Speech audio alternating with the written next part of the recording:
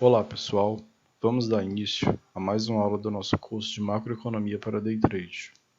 Primeiramente eu gostaria de pedir que se inscrevam no canal e dê o like no vídeo, para que mais pessoas possam ter acesso a esse conteúdo, que eu estou disponibilizando para as pessoas que querem um conteúdo de acordo com a literatura acadêmica e econômica e que estão entrando no mercado financeiro. Dê essa força, é isso que eu peço a vocês. Bom, vamos falar hoje, continuar falando de dólar, de câmbio, e iremos falar hoje de contratos futuros e forward.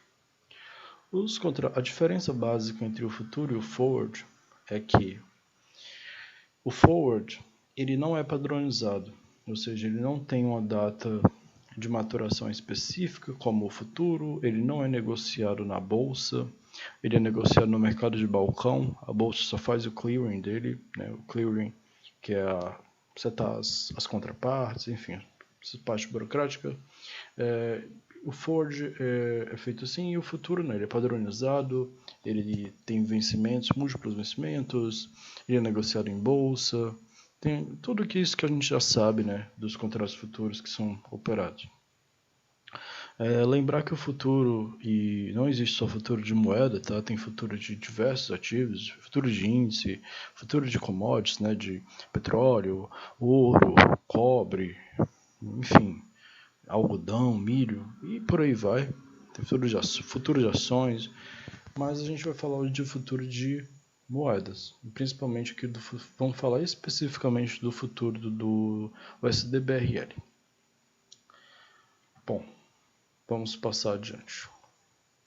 Aqui eu vou falar basicamente das equações que precificam o contrato futuro. Bom, a gente vai partir da ideia que eu continuei que eu comecei na aula passada, que é a paridade da taxa de juros, que é representada por isso aqui, por essa equação. Então, se você não assistiu a aula passada, eu peço que você assista para que você entenda a paridade da taxa de juros. Porque é em cima dessa teoria da paridade da taxa de juros que é construído o contrato futuro. Então é o seguinte, aqui nós temos o valor futuro sobre o à vista é igual a taxa de juros doméstica sobre a taxa de juros estrangeira. Essas taxas elas estão em formato discreto, certo? Você pode calcular o preço do futuro normalmente com taxas discretas, que são as taxas de juros compostos que a gente está acostumado. Mas, como alguns modelos utilizam cálculo diferencial, enfim, algumas pessoas optam por converter essa taxa em taxa contínua, que aí dá origem a essa equação aqui, que está basicamente em todo o livro de derivativos que você for ler. Eu recomendo o livro do Paul Wilmot. Eu sei que algumas pessoas leem do Hu, é bom, também muito bom, mas eu prefiro o livro do Paul Wilmot.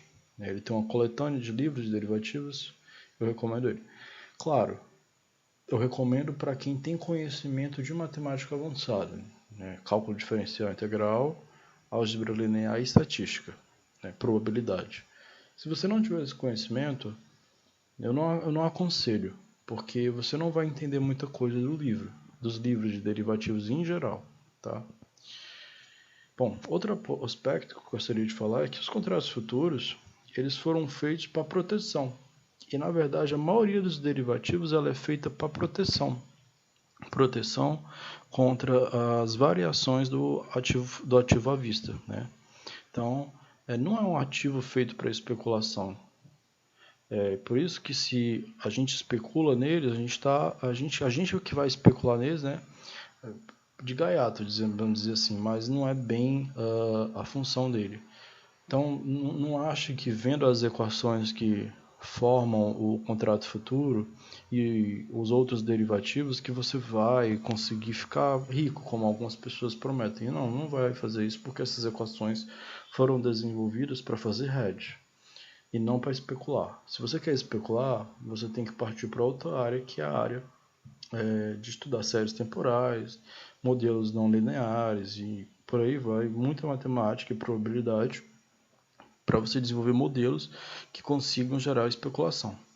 Mas para você desenvolver modelos que gerem especulação, você precisa primeiro entender a estrutura do mercado, tá bom? Então vamos lá.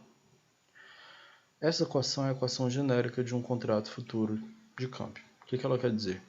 Que o valor futuro é igual ao à vista vezes a constante de Euler elevada ao diferencial de juros vezes o tempo. Bem, essa equação é essa mesma equação aqui, só que escrita em taxa contínua. Eu vou mostrar para você. Aqui nós temos essas taxas convertidas em taxas contínuas, tá? Para valores contínuos, na verdade. Tá? E na prática, por que fica E elevado a RT? Porque, por exemplo, E elevado a x sobre E elevado a y, né? Qualquer que seja a propriedade básica de potência, né? É E elevado a x menos y, que isso aqui vai ser o diferencial de juros ali. Então, essa aqui é a equação básica, e agora vamos falar da equação que a gente utiliza aqui para calcular o nosso dólar futuro, que vai ser o quê? Constante de Euler elevada ao logaritmo natural da taxa DI do vencimento, dividido por 252, dividido por a constante de Euler, elevado ao logaritmo natural da taxa DDI, que é o cupom cambial, dividido por 360. Bom, vou explicar isso aqui melhor. Primeiro, por que tem que aplicar o logaritmo natural? E não é da taxa em si, é o logaritmo natural de 1 mais a taxa DI, certo? 1 mais a taxa DI, e o logaritmo natural de 1 mais a taxa DDI, que é o cupom cambial. Eu já vi alguns vídeos de pessoas, acho que por um pouco de falta de conhecimento, aplicando o LN da taxa do Fed, da taxa de juros americana. Não é, tem que ser do cupom cambial. Por quê? Porque o cupom cambial ele já vai embutir o risco do país. O risco que você tem de não conseguir sacar esse dinheiro, de ter algum problema político, enfim. E a taxa que tem que utilizar é a taxa futura do DI. Eu não posso utilizar a taxa da Selic. Não, eu tenho que usar a DI futura do vencimento do contrato que eu quero calcular. Por exemplo, nós estamos no G22 agora. Então, se eu quero calcular o dólar futuro, o dólar G22, eu tenho que utilizar o DDI G22 e o DI G22, certo? Eu tenho que usar todos no mesmo vencimento. Dito isso, outra coisa muito importante também. Isso aqui é basicamente a equação do cupom cambial, tá? A diferença e aqui é o cupom limpo. O que é o cupom limpo? Ele vai utilizar o spot, a cotação spot. E o cupom sujo, ele utiliza a PTAX do dia anterior, tá? O cupom sujo ele é basicamente utilizado para calcular o ajuste. Enfim, essa taxa aqui está expressa em taxa contínua, tá? Essa taxa contínua. Lembrar que aqui é o LN de 1 mais o DI e aqui é o LN de 1 mais o DDI. Quem não sabe o que é LN, é logaritmo natural. O que é um logaritmo natural? É um logaritmo na base E. O que é? É a constante de Euler. O que é a constante de Euler? Quem foi Euler, primeiramente? Euler foi um grande matemático, né? Que teve diversos trabalhos aí, diversos campos da matemática. Quem quiser pesquisar um pouco mais sobre Euler, muito bom mesmo o trabalho que a Euler teve. E essa constante, que é 2,70 e pouco, ela é atribuída a ele. Você faz essa conta na calculadora científica no Excel, você não precisa saber a constante decorada. Você já coloca lá a constante que esses programas têm e ele já faz a conta automática, tá? Então isso que é logaritmo natural. Basicamente isso. Ou neperiano. E o Neper foi o cara que descobriu os logaritmos, podemos dizer assim, tá? É uma homenagem a ele. Bom, isso aqui está expresso em taxas contínuas. Eu vou já explicar como é que converte de contínuo de composto para contínuo. E aqui está expresso em taxa discreta, tá? Que é a taxa composta. Você pode utilizar qualquer uma dessas equações. Essa aqui, o que ela diz? 1 mais a taxa DI elevado a N. Quem é N? É o número de dias úteis até o vencimento, tá, do contrato. Só que, veja bem, se você quiser estimar o preço do dólar futuro para uma determinada data, você conta o número de dias úteis até o vencimento daquele contrato, né? Agora, se você quiser estimar, no caso, ele para o final do contrato, né? Mas se você quiser estimar ele para um dia, você coloca 1. Então, um dia, N vai ser igual a 1, então vai ser elevado a 1 sobre 252. Por isso que aqui fica só o LN dividido por 252, porque é como se fosse o LN do 1 mais o DI vezes 1 sobre 252. E no 360 a mesma coisa. M, só que esse M aqui no caso, ele vai ser o número de dias corridos até o vencimento, não de dias úteis. Como a gente quer calcular o dólar futuro de um dia, a taxa de um dia, a gente vai colocar 1 também, tá? E ele vai ser representado o quê? 1 mais o DI, elevado a N sobre 252, é igual ao futuro sobre o spot, vezes 1 mais o DDI, vezes M sobre 360. Aí aqui no caso você faz primeiro essa conta, tá? E depois soma com 1. Mais uma vez, essa equação aqui é derivada da paridade da taxa de juros. Quem não lembra a paridade da taxa de juros, paridade da taxa de juros, grosso modo, é uma forma que a economia criou de precificar um mesmo ativo, né? Por exemplo, o futuro mesmo, o câmbio, precificar o câmbio com o mesmo valor em qualquer local. Né? Digamos assim, qual é o preço que o câmbio tem que valer? O que a gente precisa balizar ele para que não haja diferença de preço em diferentes locais de negociação? A gente utiliza o que? A taxa de juros. E vem da lei do preço único, né? É uma coisa bem abstrata, não precisa se incomodar em entender isso perfeitamente, mas isso aqui é feito para, primeiro, que não haja arbitragem entre os mercados, ou seja, você não possa comprar por um preço e vender por outro, ou seja, ganhar dinheiro que não é seu, vamos dizer assim, ganhar dinheiro livre. Isso é feito para que os mercados tenham um preço referência e não haja arbitragem, tá? Basicamente é isso. E aqui, continuando, se você isolar o F, né, que é o futuro vai ser igual ao spot, vezes 1 mais a taxa DI elevado a N sobre 252, dividido por 1 mais a taxa DDI vezes M sobre 360. Bom, é assim que dá o preço do dólar futuro, tá? Você também pode expressar essa taxa, a taxa em si, por exemplo, a taxa doméstica, de forma contínua. Como é que eu faria para expressar tudo isso aqui em forma contínua, né?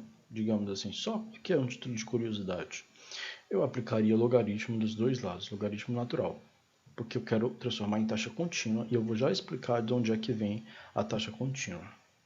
Eu aplico o logaritmo pela propriedade do logaritmo, né? O ln ou o log, por exemplo, de a sobre b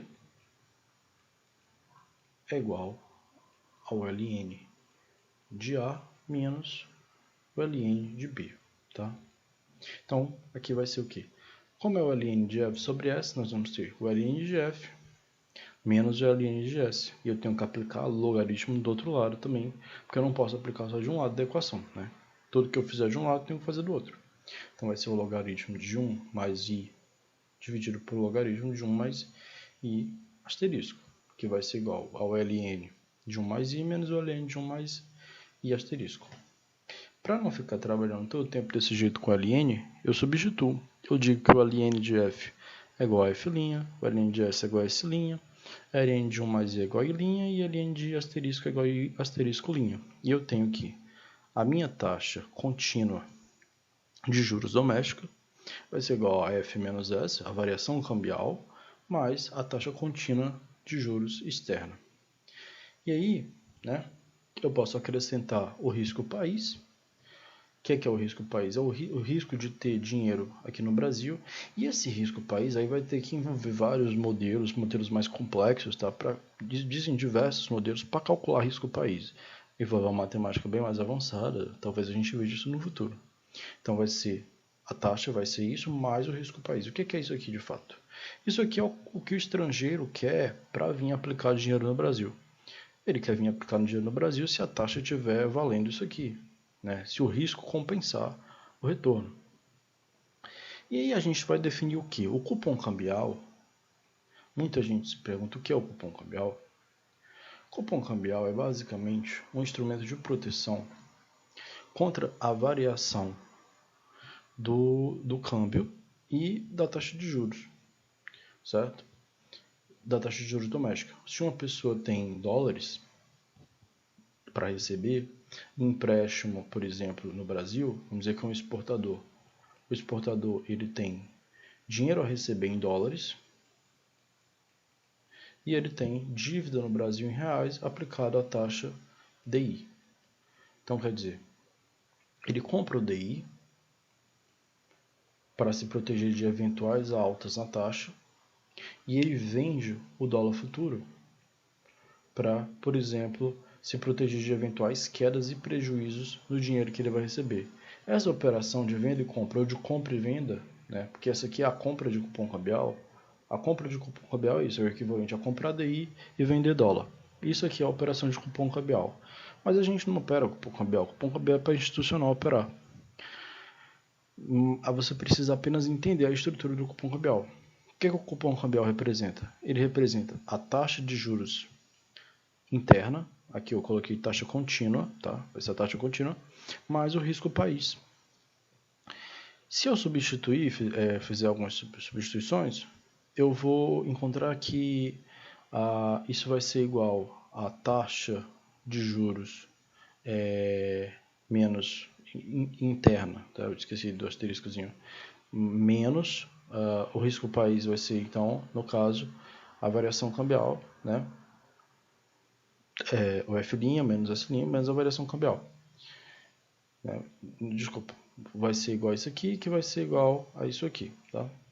Se isso aqui vai implicar que a minha taxa de juros doméstica contínua vai ser igual a quem? A minha variação cambial mais o cupom cambial. Logo, o cupom cambial, né? O cupom cambial vai ser igual a quem? A minha taxa de juros doméstica contínua menos F' menos S, certo? Tá? Então, esse aqui vai ser o meu cupom cambial. Mas, enfim, não precisa você ficar tão preocupado em entender isso. Você só precisa pegar a taxa do cupom cambial mesmo. Na verdade, nem pegar, porque a gente vai entender daqui a pouco. Bom, então, basicamente, essa aqui é a equação do dólar futuro. Uma coisa que eu vejo, que eu já vi na internet, algumas pessoas não entendem direito, vão ler esses livros sem ter um conhecimento de matemática, de economia, e cometem alguns erros. Algumas delas, por exemplo, não aplicam o logaritmo na taxa DI nem nas taxas. O primeiro ponto é esse. Está errado. Por quê? Porque ela não converteu de taxa discreta para taxa contínua. Segundo ponto. As pessoas dividem a taxa DI por 360. Não pode. Taxa DI é dividida por 252 dias. A nossa convenção de dias úteis é 252 dias. Nos Estados Unidos é 360.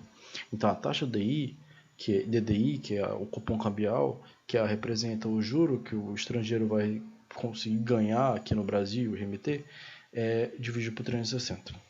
Certo? O segundo ponto, eu vejo pessoas utilizando aqui a Selic e aqui a Fed Funds, né, que é a taxa do Fed. Está errado. Você tem que utilizar o cupom cambial, porque ele já está embutindo o risco país, e aqui você tem que utilizar a curva DI, porque é a curva futura.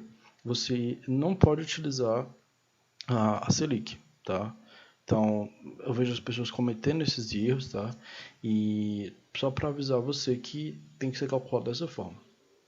Por isso que quando as pessoas pegam ali, muitas vezes a cotação, não bate quando eu coloco o dólar futuro, porque está mal calculado. Né, faltou alguns ajustes. Como esses números são muito pequenos, geralmente dá um número muito próximo, mas esse erro realmente é porque não foi feito de forma correta, tá?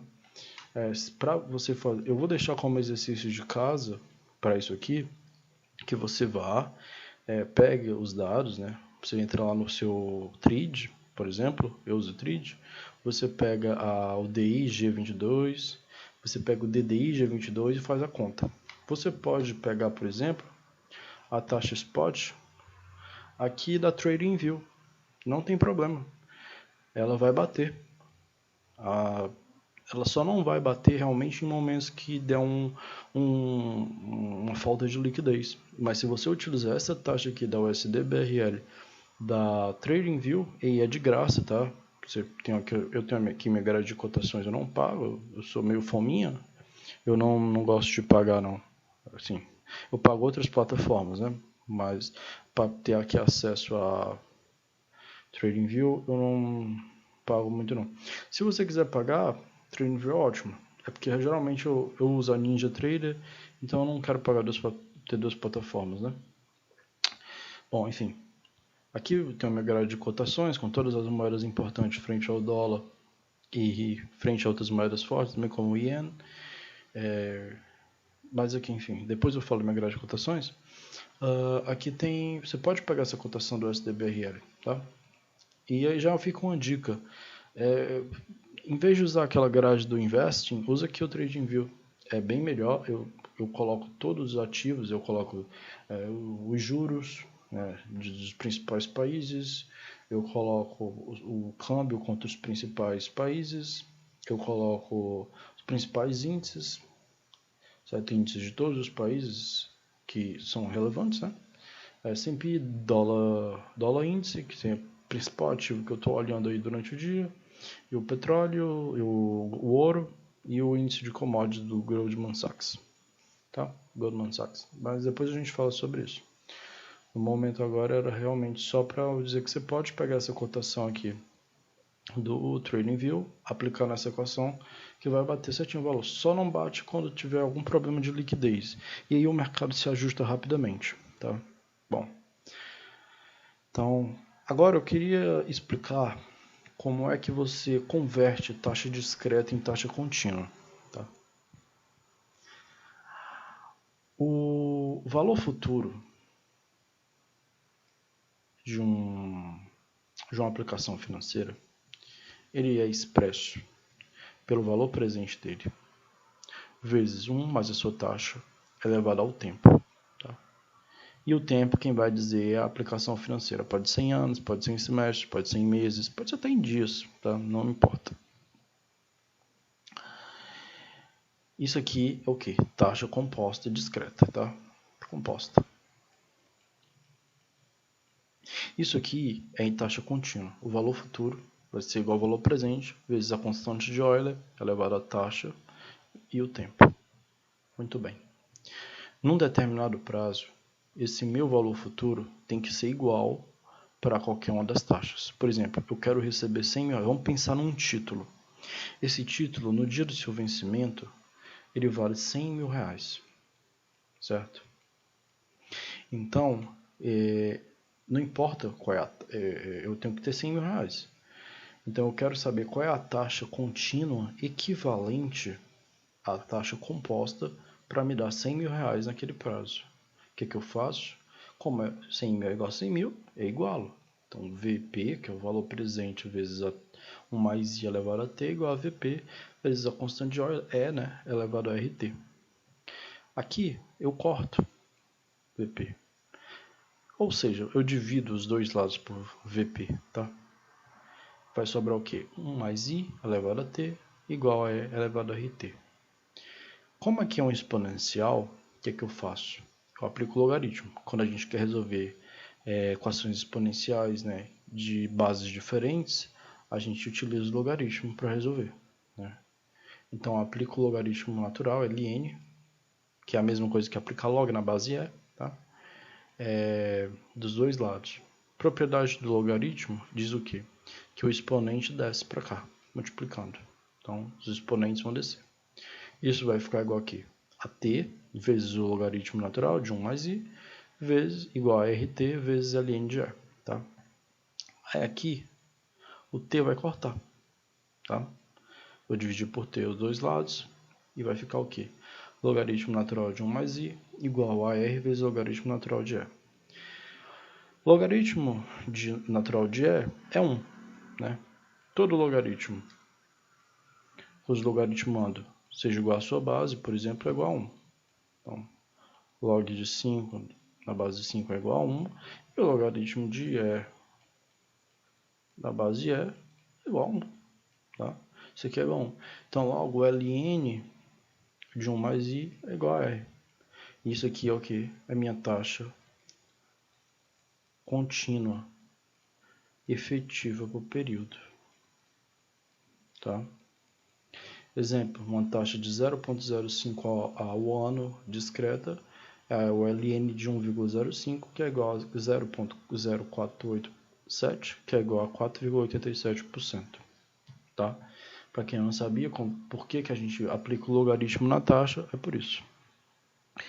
Por fim, e aqui é uma curiosidade, gostaria de explicar de onde é que surge o E. O E ele surge da lei do crescimento natural. O que a lei do crescimento natural diz? Que para uma determinada... Deixa eu ver se eu explico bem. Digamos que tem uma função, certo? Ela vai ser... O tamanho de uma função vai ser proporcional ao seu valor naquele instante, tá? A sua população naquele instante, por exemplo, se for para uma população. Então, a derivada, por exemplo, só continuando aqui. Esse A vai ser o meu valor no final vai ser como se fosse o meu montante, esse A. Então, a taxa de crescimento do meu montante vai ser proporcional ao valor dele naquele instante, tá? Bom, o que acontece? Para quem entende cálculo, vai entender que a dy dt, né, a derivada de y em relação a t, vai ser igual a constante vezes esse y, que é essa função. Se eu faço, né, jogo o y para cá e passo para o dt, resolvendo essa equação diferencial, eu integro dy sobre y igual a k, tiro a k da integral, né, e coloco integral de dt. Integral de dt é t, integral de dy sobre y é o ln do módulo de y, porque isso aqui é a mesma coisa que integral de 1 sobre y dy, que é igual a ln de y, tá? Do módulo de y, desculpa. Ln do módulo de y é igual a k vezes t mais uma constante, que é toda integral tem uma constante. Para retirar o ln, eu aplico a exponencial. Então, elevo ln do módulo de y igual, para encontrar y, né, no caso, ele é igual a e elevado a kt mais uma constante. Isso aqui é igual ao módulo de y. O e elevado ao ln do módulo de y é igual ao módulo de y. Então, o módulo de y é igual a e elevado a kt mais uma constante. Como o y é positivo, que aqui nós estamos falando de um crescimento, não decrescimento, eu posso tirar do módulo, tá?